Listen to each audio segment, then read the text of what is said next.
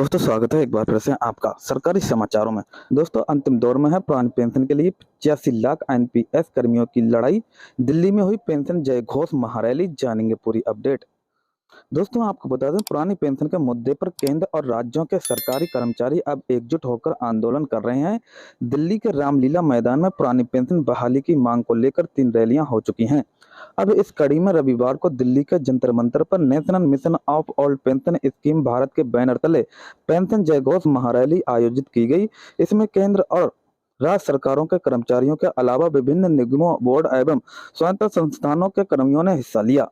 All India NPS employees federation के राष्ट्रीय अध्यक्ष डॉक्टर मंजीत पटेल ने कहा, सरकार को 2024 में गारंटीकृत पेंशन बहाल करनी होगी।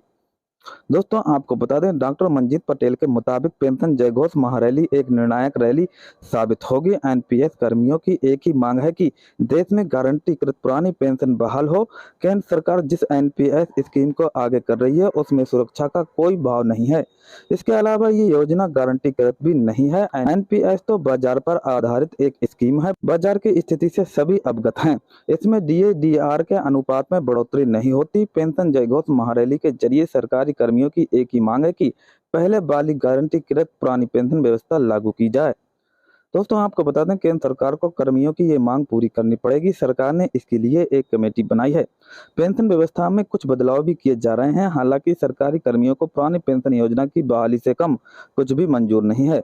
पद अधिकारियों ने कहा कि कर्मियों के आंदोलन के चलते सरकार दबाव में है। संभव है कि 2024 में सभी सरकारी कर्मियों के लिए ओपीएस लागू हो जाएगी। देश में लगभग 85 लाख कर्मी एनपीएस में शामिल हैं। इसमें से 30 लाख केंद्र सरकार के कर्मचारी हैं, बाकी संख्या राज्य सरकारों के कर्मचारियों की है।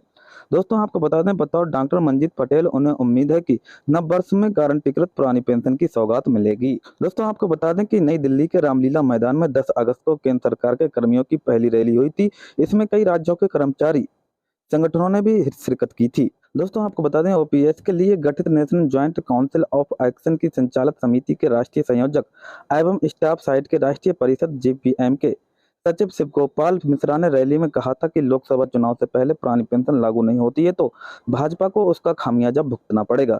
कर्मियों, पेंशनरों और उनके रिश्तेदारों को मिलाकर ये संख्या 10 करोड़ के पार चली जाती है।